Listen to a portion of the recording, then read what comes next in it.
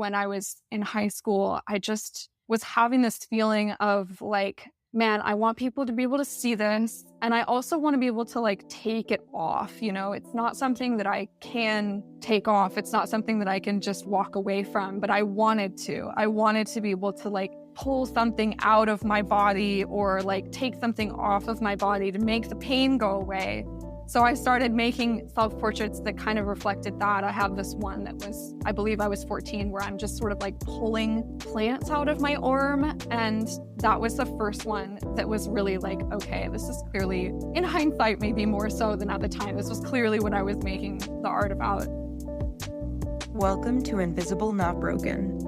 Today we're talking about the challenges of invisible illnesses in educational settings, representing chronic pain with art, and the value of support communities.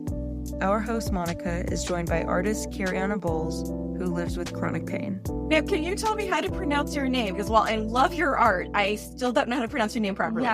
Yes, my name is Kyrianna. Kyrianna, I'm so excited to meet you. I have never responded so fast to an email as I did with you. I have gone down a rabbit hole. I am so obsessed with your art. It is thank you. Gorgeous. Thank you so much. That means so much to hear. I felt such like a kinship with you as I was reading through your biography. And I was so excited to talk to you. And again, we're not in a super visual platform because if you're listening to this, we will have show notes and you'll be able to go to Kyrianna's art, but it is some of those beautiful watercolors I've ever seen in my life. Like it hit in the solar plexus. Thank you. So tell me about your life, because I've already read it, but no one who's listening to this probably knows exactly what's going on with you. Just going by visuals, I'm saying you're probably very like you haven't been on this journey for a terribly long time, but it felt so close to my own journey with chronic pain and trying to go through the joys of being a female presenting person in chronic pain in the medical world. And I would love to hear your take on your journey with this. Yeah. Well, where do you want me to start? I feel like it's a long story. We got time. Okay. But honestly, one of the things that really like drew me to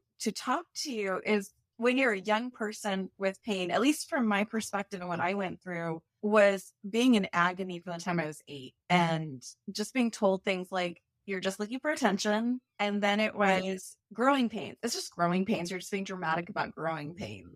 And then it was a ballerina. So then it was, you're just not eating. So obviously your body's giving up. So there's like, I was 36 by the time I got diagnosed with Ehlers-Danlos. They just kept telling me I was dramatic or I had fibromyalgia, which I do. I do have fibromyalgia, but that was not causing the dislocations or the multiple surgeries. I had to relocate things. So I'm wondering like how that went for you. What was the aha moment, or if you were having trouble getting the elders in your life to believe you, and what could maybe people around you have done differently to be more supportive? Because I know we have a lot of parents who, I'm a parent of 2 who have chronic pain. And I'm always looking to see how I could do better with my young people. Totally. Yeah, it's such a difficult thing. I think I'm blessed in the parent department in that both of my parents are psychotherapists. And so they're very emotionally intelligent people. They know how to handle things like this. And they were really very supportive. And I had no issue with them believing me or taking me seriously when this started for me. So that was a huge asset. I definitely did have a difficult time with other people in my life, with other also sort of parental figures.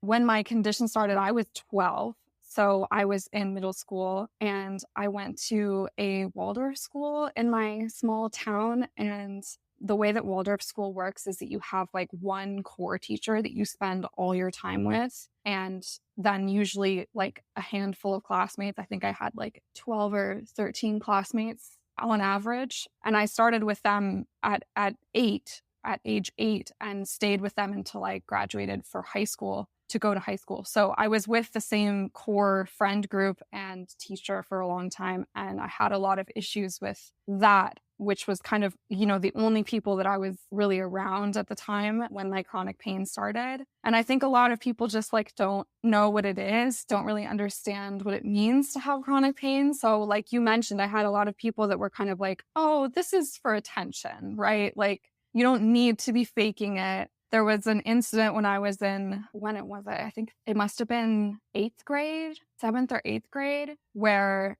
my teacher sat me down with the rest of my class and was like, it's time for you to be honest that you're lying about having this chronic condition. And I was like, I actually don't know what to tell you. That's not what's going on. It was really awful because I was sitting with everybody, all of my peers, all the people that I cared about in the world. And they were kind of like, this is also their role model. So they're nodding along and being like, yeah, you've been really inconsistent. Some days you seem like you're okay, but other days you're not doing okay. Therefore, you're clearly faking.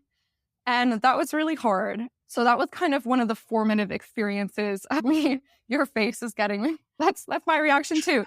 Sorry, I have no resting face, bitch or otherwise. My face just does the emotion. And me too. I have never wanted to hug someone so badly in my life. Oh my God. Yeah, it was awful. It was it really informed a lot of the way that I talk about my chronic pain since then and the people that I disclosed to, because it was just such a abrupt and really openly telling me that I was lying, which was so bizarre and just so unnecessary to do. I must have been 13 or 14. And I'm also obviously having a really hard time coming to terms with the fact that I'm suddenly in a bunch of pain and I had to stop all of my extracurricular activities. So that was bad enough. But then to have that on top of it and feeling like I was kind of being betrayed by the people that I cared about, I stopped telling people altogether. I even boyfriends until my 20s, I stopped telling people that I had chronic conditions or a chronic condition because I just was like, I don't know. People react weird. It's scary. And that really shook me as a young teenager to have such a major group of people in my life be not believing me. Can I ask what your parents did about that? It's a good question. My memory is really bad. I think that I remember having a conversation with my mom in the car and telling her about it and her just being like, well, do you think you're faking it? And I was like, no, not really. But it is confusing to have these symptoms that outwardly are invisible. And at the time, we weren't really putting a finger on what was wrong. I was getting some imaging done, but we weren't having success in figuring out what the problem was. So it does make you feel kind of crazy. And I think there's a lot of self-doubt that comes with chronic conditions where you're like, am I being ridiculous? Am I overreacting? Is this all in my head? I don't know. And then when people tell you it is, you kind of are like, well, are they right? I mean, it's so confusing. So it was difficult. I am the number one gaslighter in my life. No one can gaslight me harder than I can gaslight myself. And if I have 2 days where my pain level's at a 5, I instantly decide that I've obviously been dramatic. And maybe my family was right. Maybe I am just being dramatic. And then, of course, my pain level hits 9 and I'm like, my arm is now in front of my chest, obviously, but I gaslight myself harder than anyone else can because I learned the way you learned. I learned as a person that the imaging was coming back with everything's fine until they did an anti-nuclear antibody test. And then it was very obvious that things were not fine. Yeah, that's interesting. Yeah, I mean, it's so easy to just make yourself feel crazy about it, where there's so much input to making you feel crazy. And so, yeah, it's easy to gaslight yourself. It's easy to get gaslit. It's just not an easy process for a lot of people. No, and especially for you, at least for me, I don't want to put my experiences on you, but it represents outwardly very female. And my father has chronic pain and instant, there was it was like Dr. House had stepped into the room. Wow, he's hurting. Oh my gosh, you gotta get specialists. And maybe it's something we've never even heard of. So they're suddenly listening for the zebras for him. Oh my God. And I come in with multiple dislocations and agonizing pain. They're like, so were you ever abused? That was the first question. Oh my God. That's absurd. Were you abused, sweetheart? You have mental health issues. Oh, you're anorexic. You're bulimic. Okay, well, we think we know what this is. And, it was instantly, no even basic help. It was absolutely before my father, bring in the entire hospital. Man, that is so frustrating. I feel like it's really a huge issue in the medical industry. The difference between how people are treated based on how they're presenting is so astronomical. I obviously work with people that have chronic conditions, and I hear this constantly from the people that I work with, that just being presenting female makes such a vast difference, and obviously even worse if you're a person of color. So it's just a nightmare. If I am the most palm-colored person and I'm experiencing this, Right? That my friends who are Black, who are Latinx, who are like, First Nations, like the stories I'm getting are like, I need to pass this mic over to everyone else because I'm experiencing this, they're experiencing this so much harder and more painful. And like, wow, Yeah, it's outrageous. it is very frustrating. For sure. So we're talking about invisible conditions, which I think is a brutal one in so many ways. And I'm so grateful in a weird way that my dislocations are now very visible. So when I go in, I can be like, look, Yeah. my arm is over here by my boobs. So apparently this is not good. But when you don't have a visual thing that you can just show, and we talk about the gaslighting for yourself, that gets pretty intense when it's just something that's internal and you Yeah. can't make someone else understand. But you managed to help people understand in one of the most beautiful ways I've ever seen. Can you talk about your self-portraits? Yeah. Yeah. I mean, exactly like you're saying, that invisible quality just makes such a huge difference. And there's so many difficult things about having a visible disability as well that just comes with its own issues, obviously. But the reality of having an invisible disability and presenting as an able-bodied person, especially presenting as a young able-bodied person, is so frustrating. And I was struggling obviously since this began for me, since I was 12. But as I started kind of getting into higher schooling, so starting in high school and then even worse in college, it just got really overwhelming to me to have the level of ableism and no understanding from my peers and my teachers. So in high school, I was struggling just with the course load and the amount of homework and amount of time that I was supposed to be in school. And I started doing self-portraits back then. I think I was probably 14 when I started my first self-portrait. And I don't think that I was really thinking that hard about it back then. It's much more clear to me now when I make self-portraits, like what it's about and what the metaphor is and etc. But when I was in high school, I just was having this feeling of like, man, I want people to be able to see this. And I also want to be able to like take it off. It's not something that I can take off. It's not something that I can just walk away from, but I wanted to be able to like pull something out of my body or like take something off of my body to make the pain go away.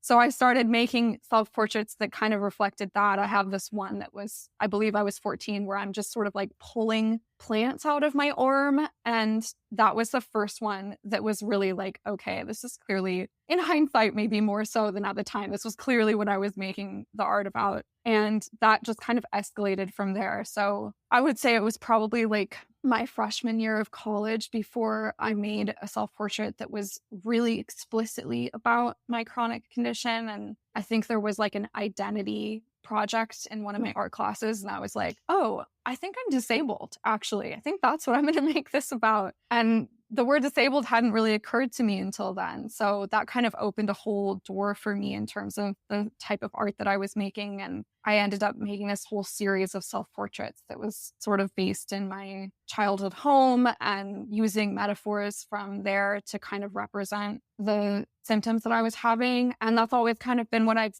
done with my self-portraits, is to have some sort of visual metaphor for my chronic pain, so that not only so that I can see it and I can be like, oh yeah, it's real, there's something there, but the people around me can see it and be able to see like a visual representation of the symptoms that I'm having. What are some of the metaphors you found are the most effective that you've heard from other people? Oh yeah, I get it now. Oh man. I mean, a lot of my metaphors that I use in my self-portraiture are sort of like nature-based. I grew up on a farm in Oregon, so I spent a lot of time outdoors, and that's always where my brain goes, is like, okay, I feel kind of like I'm rotting a lot of the time, or like there's something like on me because I'm having so much pain. And so those are the metaphors that I leap to. Let's see, what's an example? I mean, one of my earliest ones, I had just moved to Tacoma, Washington, which is where I went to university. And I was just thinking about like kind of the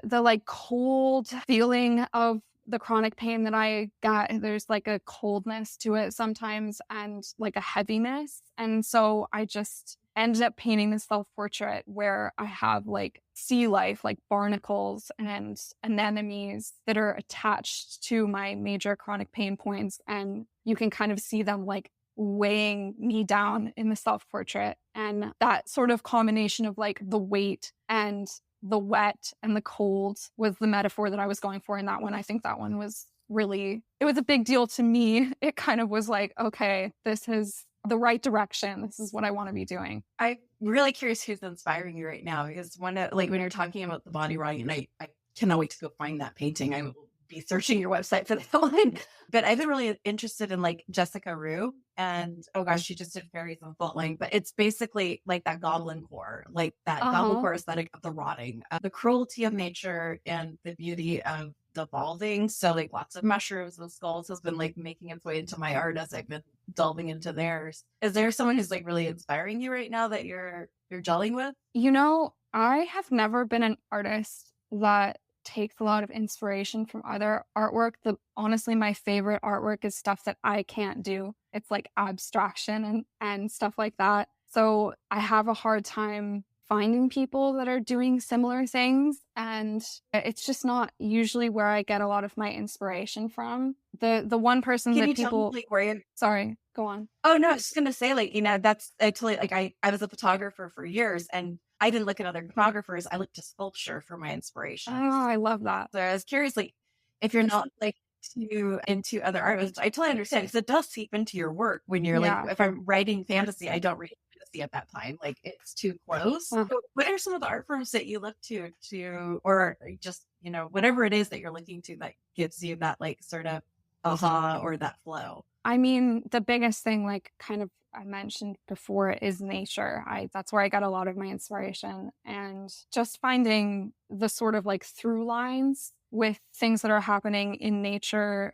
and things that are happening in the human body are really interesting to me. I had this great client that I worked with that was talking about her and her partner. When they talked about her chronic conditions, they referred to it as body weather, which I thought was so cool. That kind of metaphor of like the whatever weather system is moving through, when you're having a flare, maybe there's a storm or whatever. And when I worked with her, we ended up using sort of like a contrast between invasive and native species to show her symptoms, and then also some of the areas where she'd had successful surgeries that had helped her feel better. So we had the invasive species in the bad areas there she was feeling a lot of pain, and then the native species in the places where she was feeling better. And I think that there's really interesting metaphors that you can, once you kind of start getting into like a little bit of the science of certain things in nature, there's these through lines that end up being really interesting and really,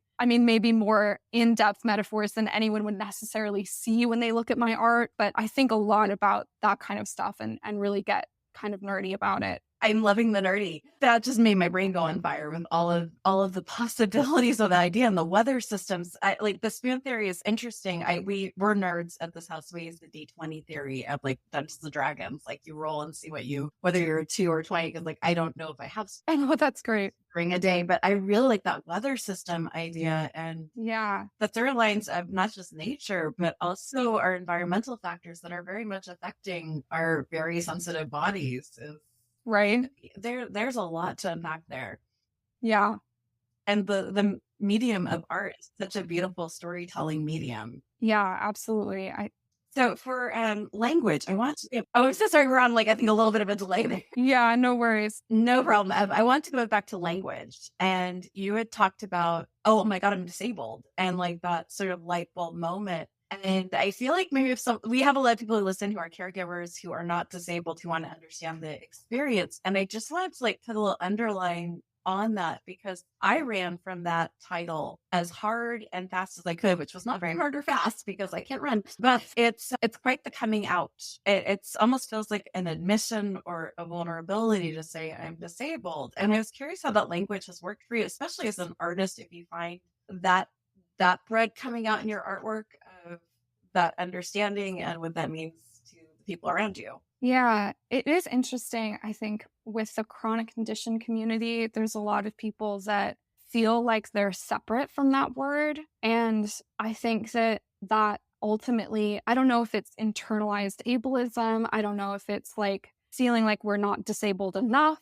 But I don't think that there is really a difference between having a chronic condition and being in a wheelchair in terms of falling under the umbrella of being disabled. Like it is an incredibly disabling experience to have one or more chronic conditions. And I hope that more people that have them can like let themselves identify as disabled. I think that it would be helpful for people. It was helpful for me to sort of like self-validate in a way of being like, no, this is literally the definition of disabled is what I'm having an experience of. So just because I look fine and I don't use a mobility aid, it doesn't mean that I can't identify as a disabled person. I still am. I still am experiencing daily things that I can't do because of a physical disability. So that was really helpful for me. The gatekeeping around disability is a baffling experience to me. It's why I'm not very active in a lot of the Facebook groups or any of it. It's just this weird purity test that I do not understand. Yeah,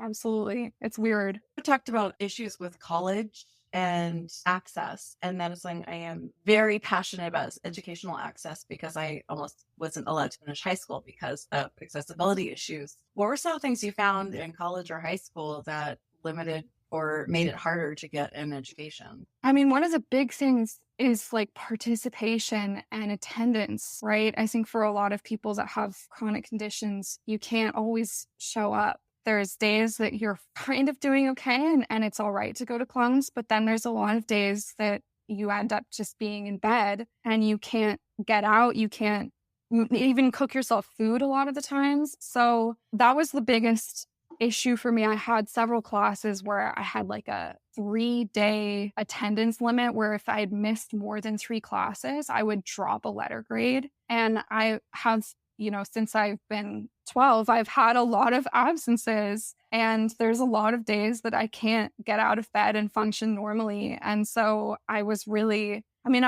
into that in high school as well, but I think that they were easier with attendance. Once I got to university, it really became a big issue. And I was actually fighting with my accessibility and accommodation office for the entire time that I was in school. They never gave me accommodations. And it's ridiculous that that is the case, because I was calling them and having them ghost me and just really clearly having a huge issue getting them to take me seriously. I think at one point they told me to just drop out, and that if I needed the accommodations that I was asking for, which was literally just leniency around absences, that I shouldn't be in university. And that was very difficult. I don't know how I actually managed to scrape by through university. I was also a double major, so that was kind of a added insult on that, maybe a bad idea on my part. But just being able to get the attendance that I needed for each class was a real struggle. I'm still baffled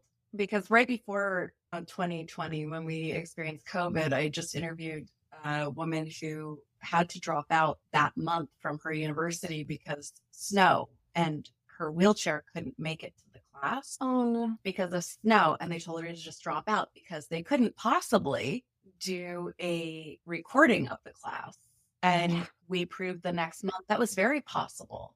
And in my own experience of multiple surgeries in high school and being in chronic pain, there's really no ability for sick kids to get the proper education. The stopgaps are bad. And like, why are we not just having a camera going in every class, and there's a login for the student who is home who can then be in class virtually? Like, I am so lost as to why this didn't become the thing, and I am furious.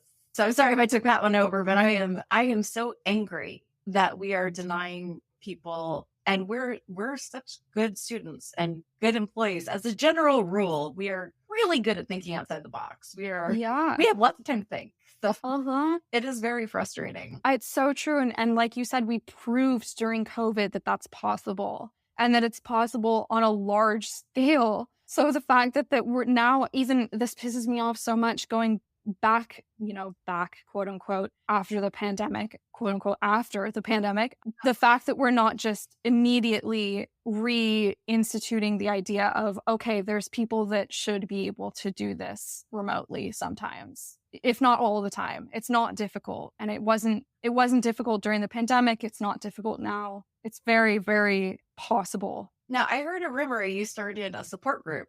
I did. Is that true? Yes, I did. I was definitely struggling in college, like I mentioned. And I started, for the first time, really, I hadn't really met people in high school that had chronic conditions, or at least not that disclosed to me that they did. But I started hearing little rumors of like, oh, yeah, my friend has this and my friend is experiencing that.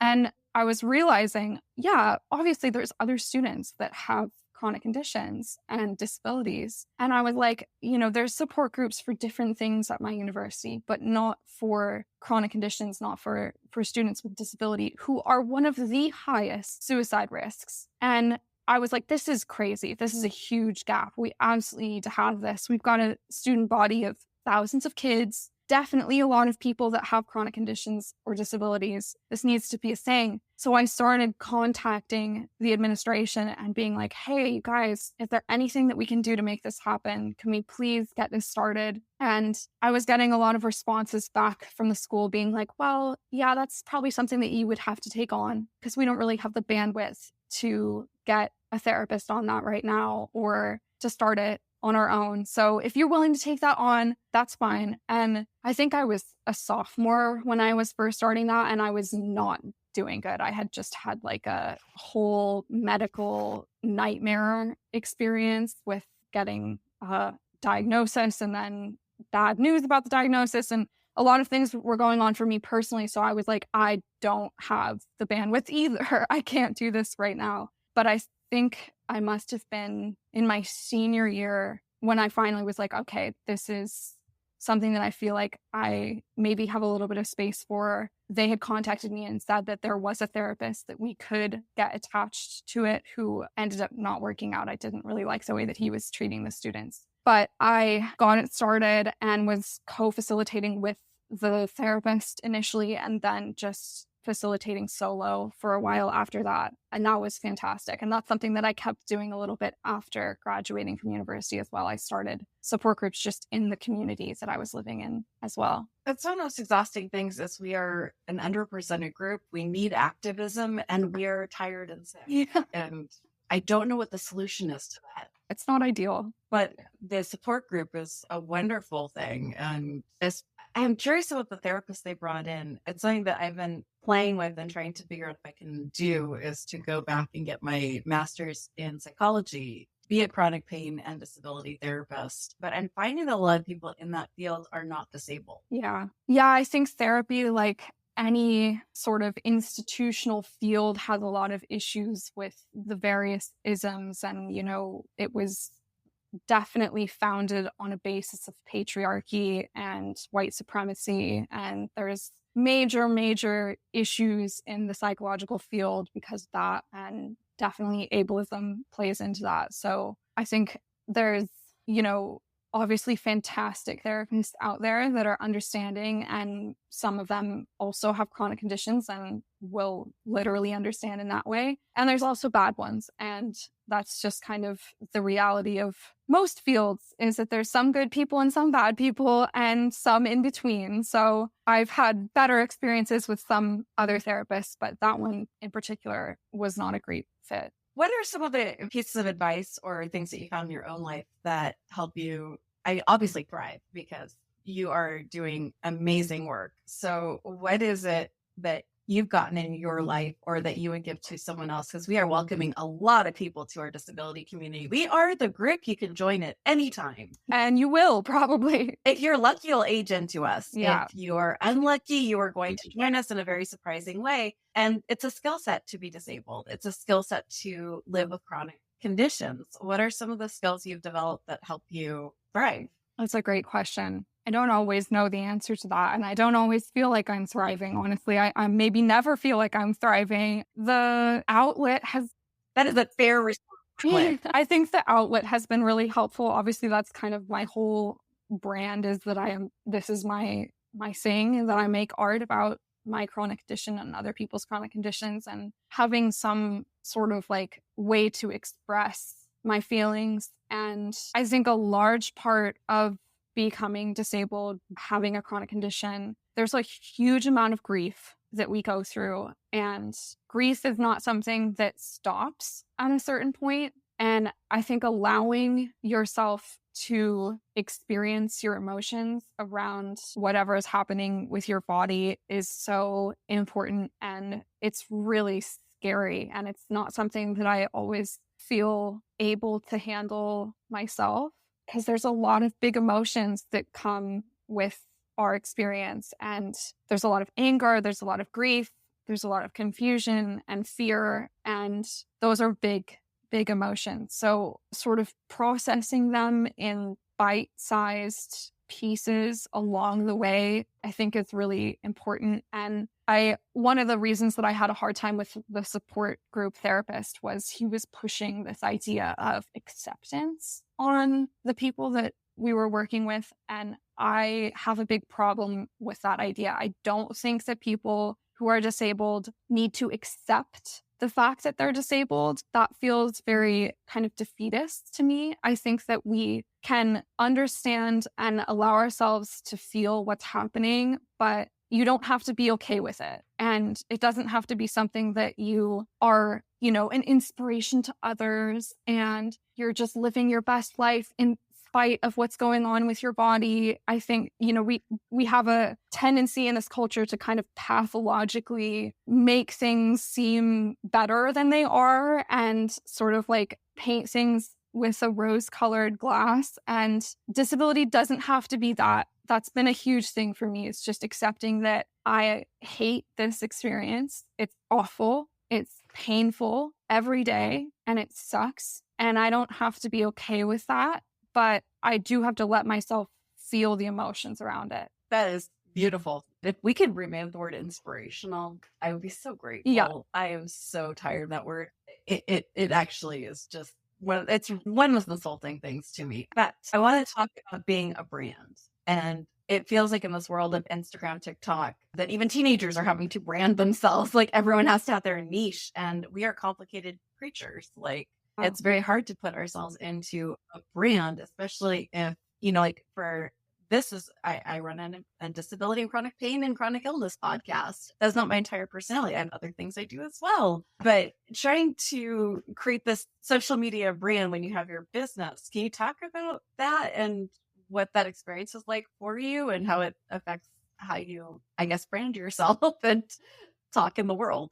Yeah, I think, in a way I'm lucky because sort of the only thing I care about with my artwork is doing chronic pain and illness portraiture. So I don't have a lot of stuff that falls outside of that idea of the brand. I have a really, really small niche of what I work with and I have for a long time. So I haven't felt really constrained much by that. There's definitely other art that I like to make and there's other art that I do make and there's other things that I do in my life beyond art, but I do have a really, really clear niche in what I do and who I work with. And so that kind of has been, I guess I would say, just natural to sort of fall into. And I guess the weird part to me with social media is that I do feel kind of like, I don't know if I'm in the art world or if I'm in the chronic condition world. And there's kind of like a little bit of a jarring edge between the two of those that I sort of fall on both sides of. And that's a little weird, but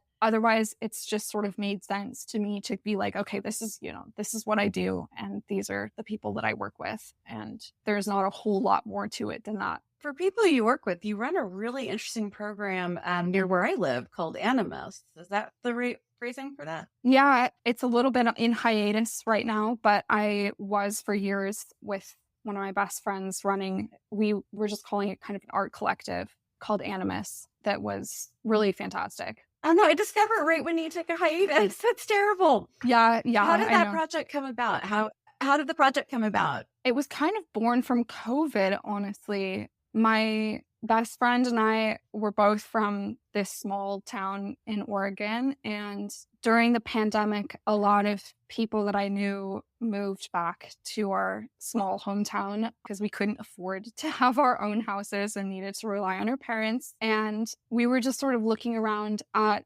the art scene in the town. It's Ashland, Oregon, and being like, okay, this is nice, but it's mostly older folks, and it's mostly geared towards older folks. So there's kind of a dearth in like young art making in our town. And, we were limited with what we could do due to the pandemic at the time, but I happened to have access to a barn that was kind of an indoor outdoor space. And we decided that we wanted to start throwing these kind of interdisciplinary art shows and art kind of experiences for folks to come and see a lot of different types of artistic expression. And they were very limited in size in the beginning when we were starting, because there were all of these rules around how many people could be gathered at one time. And it was better because it was basically outdoors. But once that started easing and we started having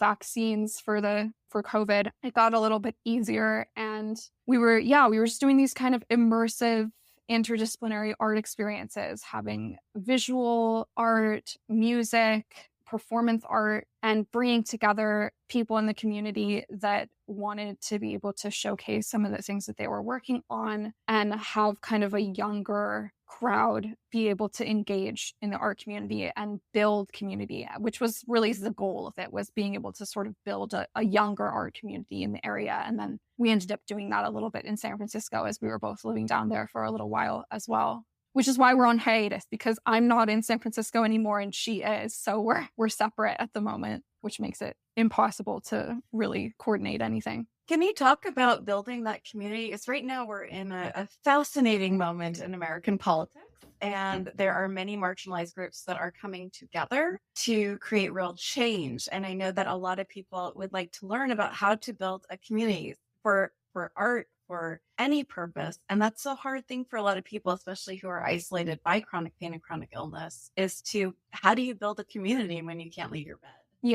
Yeah, I think that was one of the things that I was thinking about with the work that we were doing, is kind of having like a scale of participation that was available to folks. So we had, in the beginning, we were showing like projected slideshows of artwork. So that was kind of the base level of participation. You could be not present and just send us your artwork and it would end up in the slideshow, or you could send it a video if you're videographer or something, that would end up in the slideshow. And then we would have people that were tabling, that were sort of selling artwork or showcasing their artwork.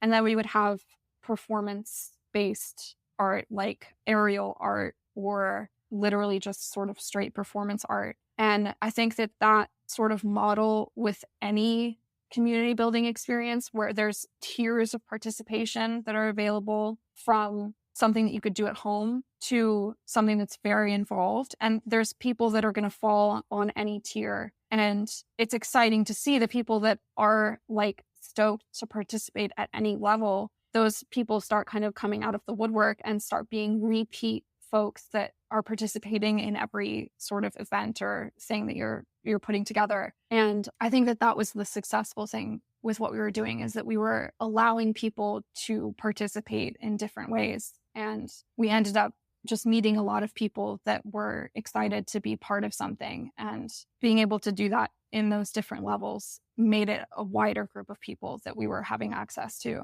So for yourself, when you were running this with your friend, how were you able to divide up the labor in a way that was equitable for you and your friend, and still honoring what you need to do for your own body? Yeah, wow, good question. It's not something that I thought about a lot. Most of the work that we were doing was stuff that I could do from home. It was just a lot of like organizing behind the scenes, promoting things on social media, and gathering people, curating basically. So that was relatively easy. And this is a friend I've had for literally 20 years now. So we know each other really well and we complement each other in, I think, kind of a unique way.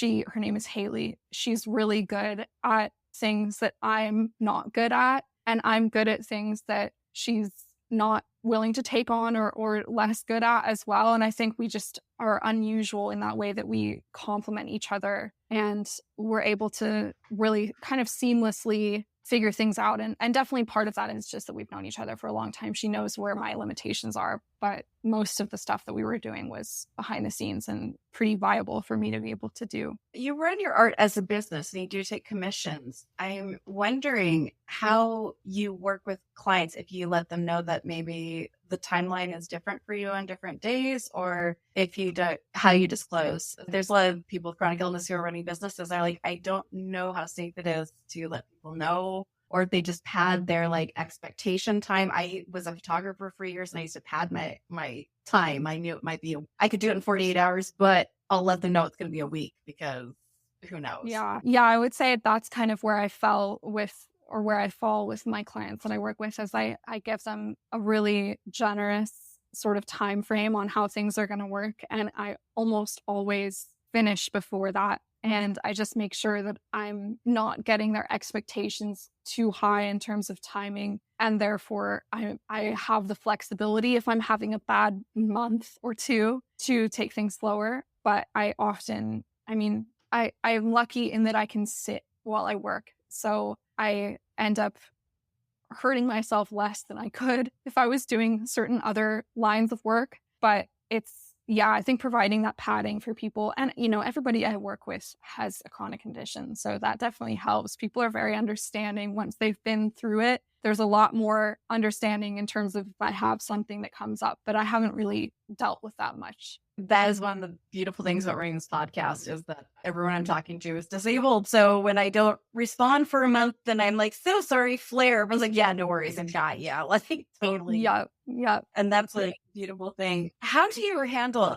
like, I don't know if people realize when we're in creative fields, we're the only ones usually, unless you have managed to hire people who do all the jobs that you do in your corporation, including like social media manager, accountant, and be creative. How do you manage all of those things? Because honestly, I'm just looking for advice. I am drowning here. I wish I had a good answer. It's really difficult. I think I often just don't. And there's things that I will like focus on a lot for a period of time and then be like, oh crap, I have not been painting this whole time. I actually need to produce art. I've been focusing on social media. So that balance is definitely something I have not fully found. There's just so many hats that you wear as a small business owner, and it is incredibly difficult to keep up with all of them. So I wish I had the magic cure, but I am afraid that I definitely struggle with that as well. My absolute rage right now is that art AI decided that we wanted the AI to make the art. And I want AI to look at my art, make the caption and the proper hashtags, and when I should post it. That's what I want AI to do for or my art. Do my dishes. I don't know. That would be fine. That would be so good. I at no point asked AI to take over my creativity. I'm good with that. It's the one thing I can do.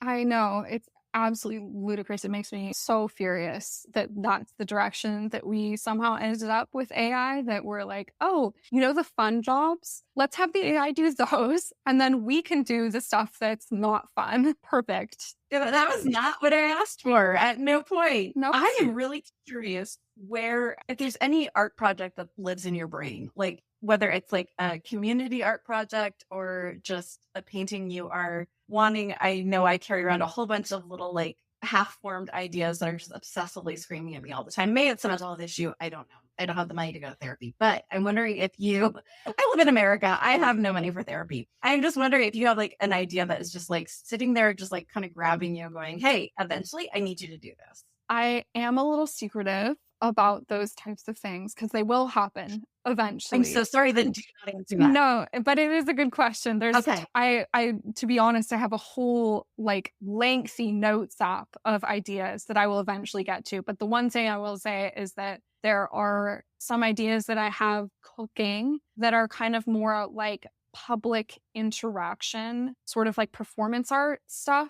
I've done a little bit of that in the past, but I would love to have more sort of like direct interaction with the public, spreading awareness for chronic conditions. And I have some ideas percolating for that. So stay tuned. They will eventually come to fruition. I will be breathlessly waiting for this. I had never really paid attention to public art is the wrong word, performance art, until I saw this machine that was leaking oil and it kept scooping the oil back to itself. Love that piece. And in doing that, it was exhausting itself. And it's just like the visceral feeling I had for this machine. And I was like, that's what art is. This is Yeah. exactly what art is. It is ability to show you what you're thinking and feeling in a way that distills it. And that there was such like capitalism, chronic pain, chronic, like everyone found a way to make themselves that machine. And it's why I believe art is one of the most important things we have. Yeah, I think that ability to feel seen and represented by something either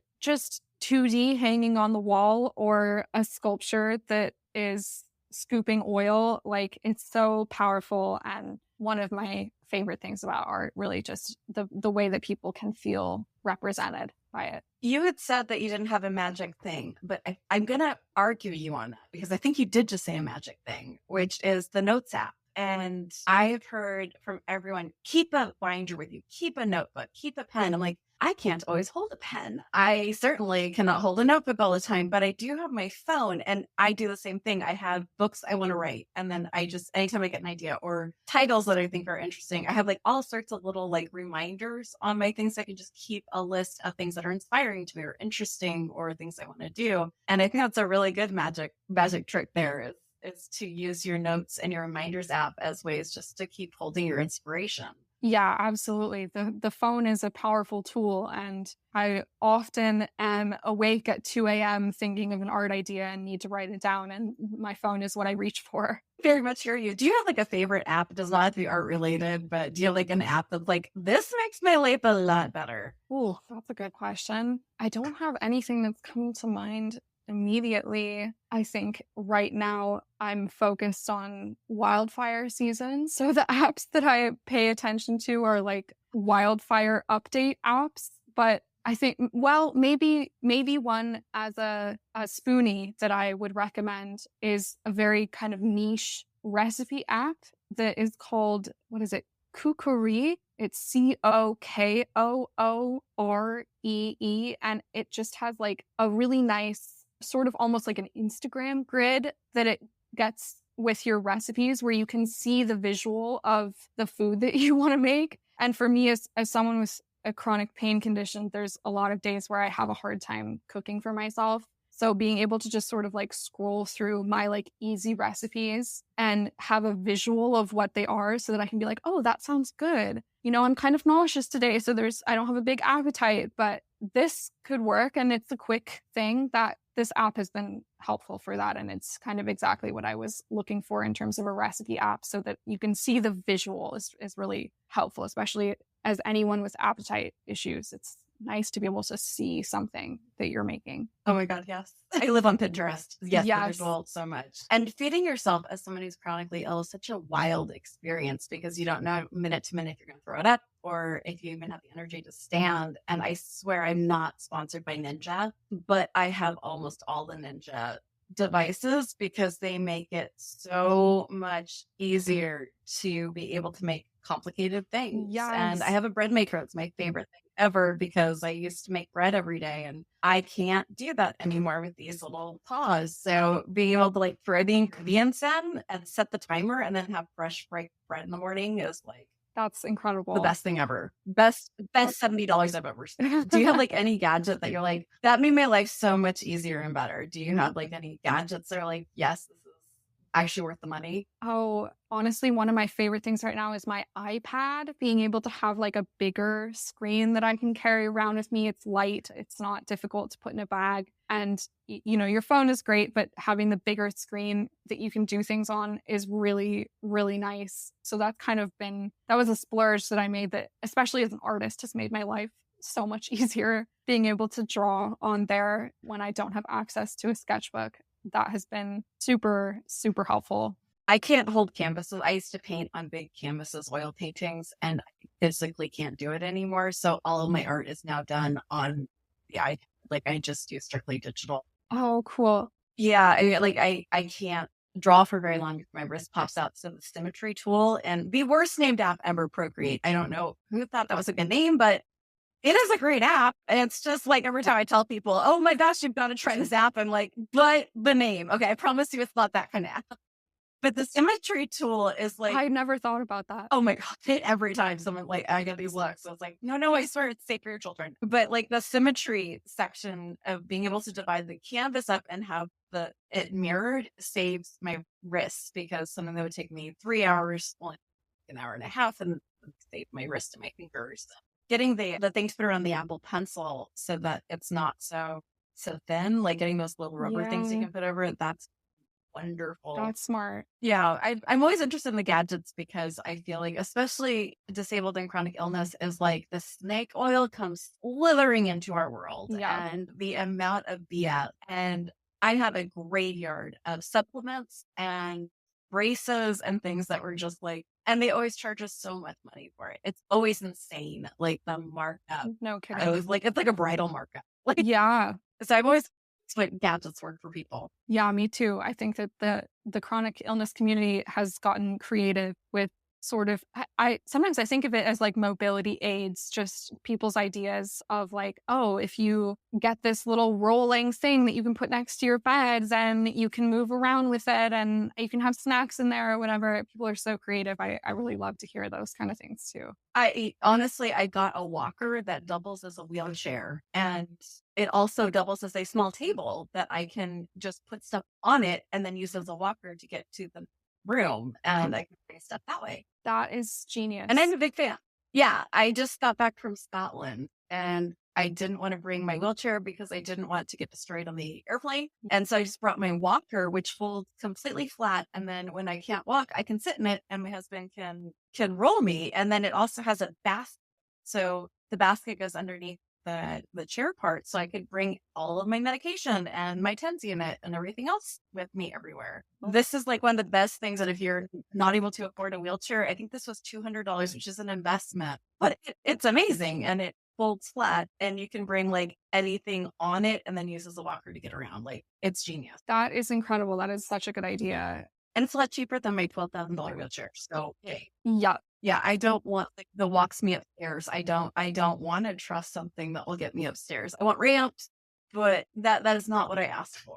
Yeah. I feel like a lot of it is just like people flexing and being like, look how cool this is. I'm like, we're disabled. We can't afford an $80,000 exoskeleton. Thank you. Can we focus on like portable ramps? Seriously. Not heavy? Yeah. With what money? Yeah, what money? That's where I'm just like baffled when I see like these. I get ads all the time, and it's like, look, you can get this water supplement that will only cost you $80 a month, and for you chronic illness people, 30% off of that. And I'm like, I am on disability. That's not something I have in the budget. And then you see like these. Yeah. Look at this pool you can installed in your house for you disabled people to be able to do aqua aerobics for $120,000.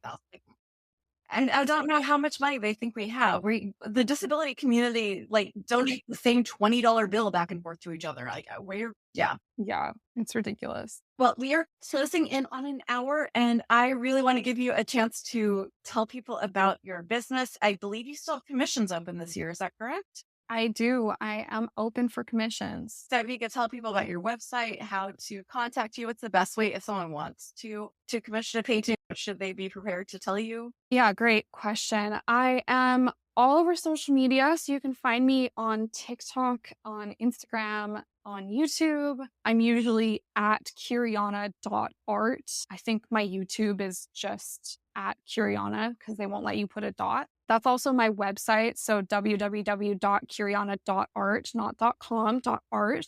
And there is a form on my website, which you can also access from my TikTok or my YouTube or my Instagram. That's just a little commission contact form. It goes just to my email and I'll see it there. My commission process is a little bit unusual. I think a lot of people don't expect all of the details of it. So I'd like to talk about that just for a second, if that's all right with you. Oh, please. I've thought a lot about the way that I do portraits of other people. And so it's very important to me that the commissions that I do end up feeling as authentic as possible for folks. So I end up doing like a 1 to 2 hour interview with each client. And I do sometimes have family members or loved ones commission me. And so I've done a couple that are like a surprise where I haven't done an interview with the person directly, but I have given their loved one like questions to ask them. But normally in person, or not in person, sorry, over Zoom, I will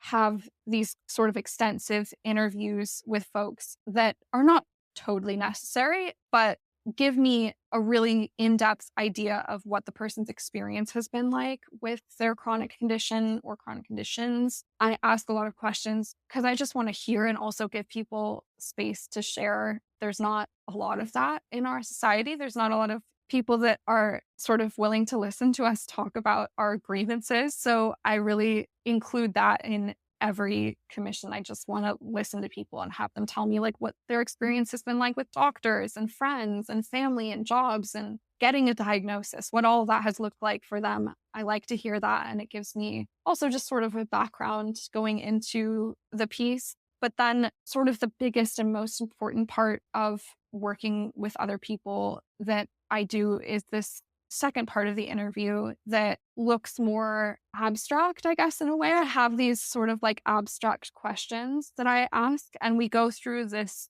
I think, kind of therapeutic visualization process about what their symptoms look and feel like. And that kind of funnels us into getting to the point that we have an idea of what their portrait is going to look like. So as I talked about earlier, I have these ideas and metaphors that come to me about what my symptoms could look like if they were being visualized, but I don't generally do that process for the people that I work for. That is something that we do together, and that I want each client to have their own authentic idea of what their symptoms could look like. So that's a really important piece, is that we do this visualization together, and that they are the ones that kind of end up coming up with like, oh, we're going to represent fibromyalgia with butterflies because that's the symbol for fibromyalgia. And then this person also has Crohn's disease. So why don't we use